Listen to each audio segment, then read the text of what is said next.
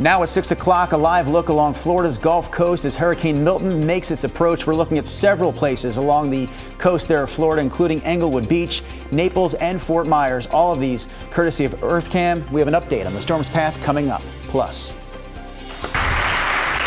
Thanks for that. Let's get right to the questions. The candidates for Portland mayor meet on the debate stage. What each had to say about their plans for the city. And did you know? Today is International Walk, Bike, Roll to School Day. Thomas Schultz, our trusty Sunrise reporter, is live this morning out in Northeast Portland to give us a local meetup. We'll have an update from Thomas coming up at 6:30.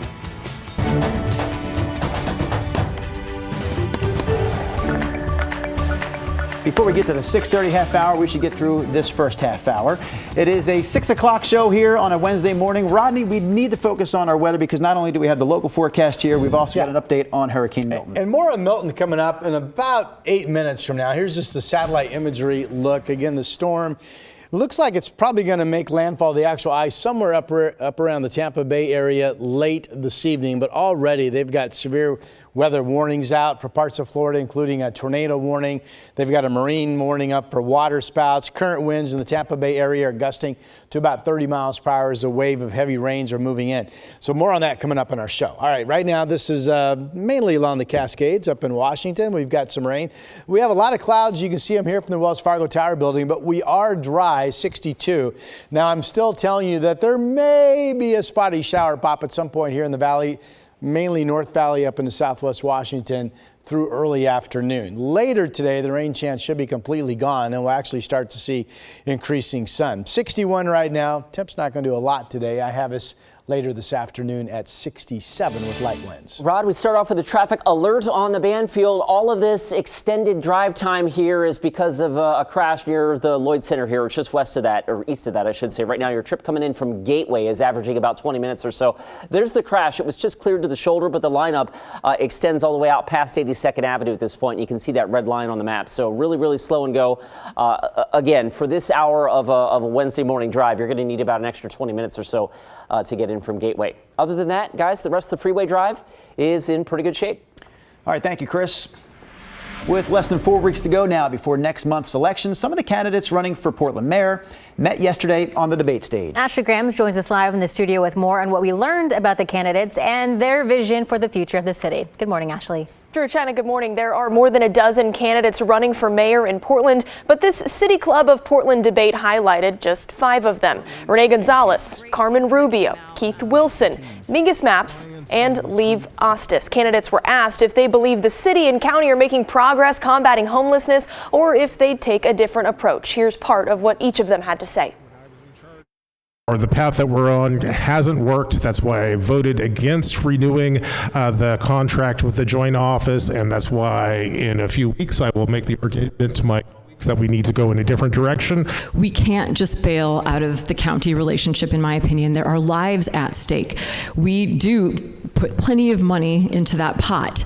To take that away and try to do it on our own, to me, would be a waste of time and resources. It would be disastrous for our city to actually exit now, where we're in the middle of the crisis, and we're actually seeing some actual results in some of the work that the city is doing. With the county as partners, we will create clear key performance indicators, and we will hold each other responsible for the hundreds of millions of dollars that we're wasting with no results. There's no doubt we have to cooperate with the county, regardless of how that relationship is defined. But we're in this with them no matter what, acknowledging those structural weaknesses in our model. Speaking of debates in the race for mayor, KGW is partnering with the Oregonian to host our very own a week from tonight. You can be part of it by sending us a question for one or more of the candidates. Record a short video with your name, neighborhood, a question. Quick and concise are appreciated, and email it to debate@kgw.com. You can also scan this QR code for more details. Then join us live next Tuesday, October 15th, starting at 6:30 right here on KGW. China? Thank you, Ashley. The bomb squad was called to downtown Vancouver yesterday morning after a suspicious package was spotted at a ballot drop box.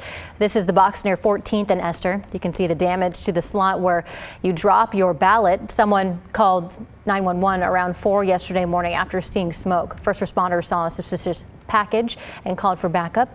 The device was removed and no one was hurt, though the nearby Lutheran church evacuated around 30 homeless people and canceled daycare.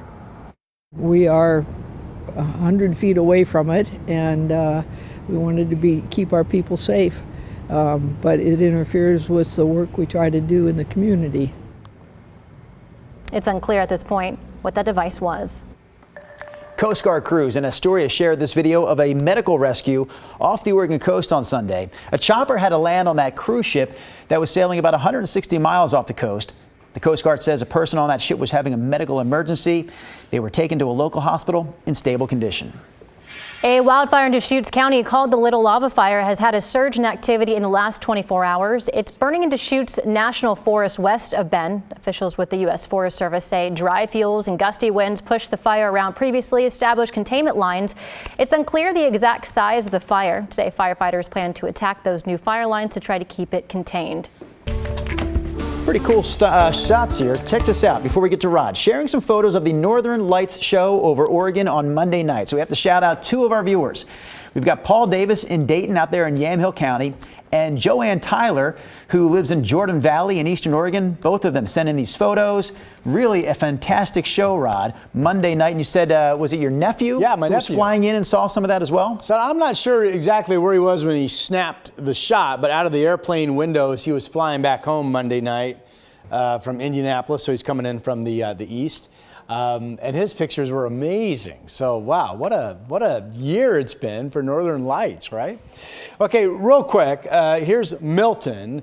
And the forecast from 24 hours ago really hasn't changed any notably, if you will. The storm itself, here's the center of the storm. They're already picking up the rain and the gusty winds in Tampa. The eye wall itself looks like late this evening we'll start moving into that St. Petersburg and then Tampa Bay area. Right now it's still a massive storm.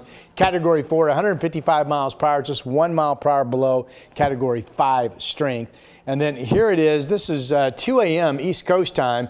It is inland as a Category 4 storm, which means the winds will be 131 or greater at impact. And then it's going to stay as potentially a Category 4 storm as it crosses the Florida Peninsula overnight into early tomorrow morning toward Daytona Beach, which means that's going to be a terrific, or not terrific, horrific is the word I meant to say, horrific windstorm along with the flooding rains. All right, we have clouds, but we're quiet. We are dry and we are calm. That's a view from the Wells Fargo Tower camera. Temperature in downtown is at 60 degrees. Part of our news coverage this morning is the kids walking and biking and rolling to school. So right now we're all dry with light winds and comfortable temps. 58 in Tigard and West Lynn. Salem's at 62. Kaiser and McMinnville at 58 degrees. Here's the weather map for today.